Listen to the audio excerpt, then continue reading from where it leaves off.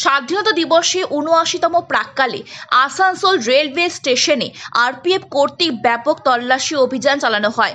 Dog স্কোয়াডের সাহায্যে Asansol railway station প্রাঙ্গণ এবং প্ল্যাটফর্ম ছাড়াও আসানসোল রেলওয়ে স্টেশনের প্রতিটি এলাকায় ব্যাপক তল্লাশি চালানো হয়। প্ল্যাটফর্মেও ব্যাপক তল্লাশি অভিযান চালানো হয় এবং যাত্রীদেরও কঠোরভাবে তল্লাশি করা হয়।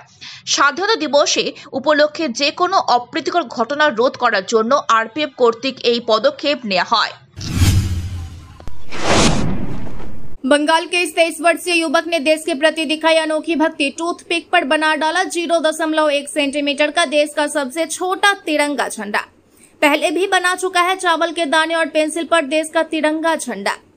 15 अगस्त स्वतंत्रता दिवस के मौके पर हर वर्ष की तरह इस वर्ष भी हमारा देश 69वां स्वतंत्रता दिवस मनाने जा रहा है। इस पावन अवसर पर देश भर के स्कूल, कॉलेज, सरकारी दफ्तरों में ध्वजारोहण किया जाएगा। इसके अलावा भारत सरकार के हर घर तिरंगा अभियान के तहत घरों और सार्वजनिक जगहों पर भी झंडा फहराया जाएगा।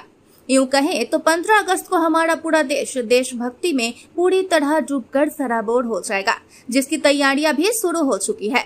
इसी बीच पश्चिम बंगाल आसनसोल बड़ाकर बेगुनिया के रहने वाले 12वीं पास कर चुके सीएमए की तैयारी कर रहे 23 वर्षीय युवक अभिषेक मोदक के देश के प्रति अपनी एक ऐसी देशभक्ति दिखाई है और तैयारी की है जिस तैयारी ने हर किसी को पीछे छोड़ दिया है। अभिषेक ने टूथपिक पर 0.1 सेंटीमीटर का एक राष्ट्रीय ध्वज बना डाला है, जो राष्ट्रीय ध्वज टूथपिक पर बना देश का सबसे छोटा राष्ट्रीय ध्वज माना जा रहा है। इसके अलावा अभिषेक ने देश के लिए 0.5 सेंटीमीटर चावल के दाने पर भी देश का तिरंगा झंडा बनाया है, जिस चावल की लंबाई 6 mm तो चौड़ाई 4 mm है। वहीं 1 सेंटीमीटर की एक पेंसिल पर भी अभिषेक ने देश के नाम एक तिरंगा झंडा बनाया है और देश के प्रति अपनी अनोखी देशभक्ति दिखाई है। अभिषेक की अगर माने तो उसने लॉकडाउन के समय पर घर में रह के माइक्रो आर्ट बनाने की शुरुआत की थी और एक के बाद एक अभिषेक ने कई आर्ट बनाकर आसनसोल ही नहीं बल्कि पूरे राज्य के लोगों का दिल जीता। अभिषेक ने बताया वह हर वर्ष स्वतंत्रता दिवस के मौके पर अनोखे तरीके से राष्ट्रीय ध्वज बनाता है और देश के प्रति अपनी अनोखी देशभक्ति दिखाता है। इस वर्ष अभिषेक ने देश के प्रति अपनी ऐसी भक्ति दिखाई है और उस भक्ति को टूथपिक व चावल के दाने और पेंसिल पर उकेरा है। उसे देख आज पूरा देश कायल हो गया है। अभिषेक के पिता रंजित मोदक बड़ाकर में एक होटल चलाते हैं। वही अभिषेक की मां गृहिणी है और घर का सारा काम देखती हैं। इसके अलावा अभिषेक की एक बहन है जो कुल्टी कॉलेज में पढ़ाई करती है। अभिषेक का पूरा परिवार अभिषेक के इस कार्य में पूरा सहयोग करता है। इसके अलावा अभिषेक के इस आर्ट और कला ने अभिषेक को एक अनोखी पहचान दी है, जिस पहचान से समाज में अभिषेक को पूरा इज्जत और सम्मान भी मिलता है।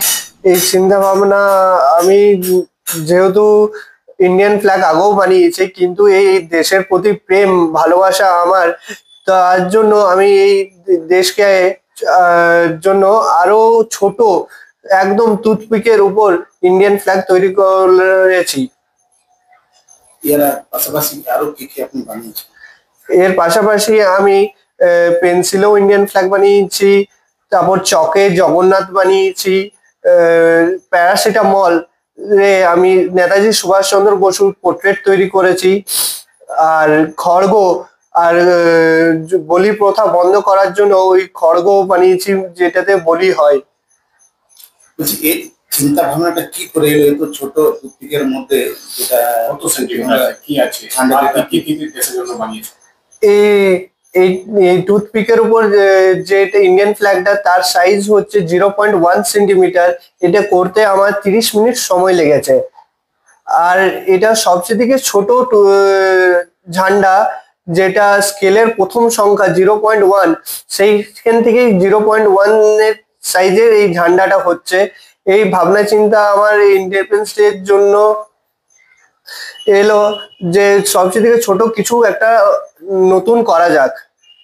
আর কি বানিয়েছো দেশের জন্য?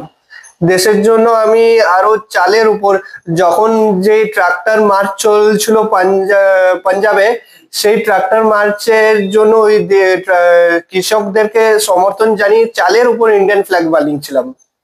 তারপরে আর কি বানিয়েছো দেশের জন্য? আমি পেন্সিলের উপরেও ইন্ডিয়ান ফ্ল্যাগ বানিয়েছি।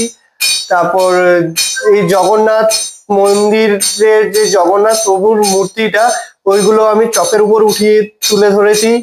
তারপর নেতাজি সুভাষচন্দ্র বোস আমাদের যে একজন মহান ব্যক্তি, তার পোর্ট্রেট আমি এই প্যারাসিটামলে তুলে ধরেছি।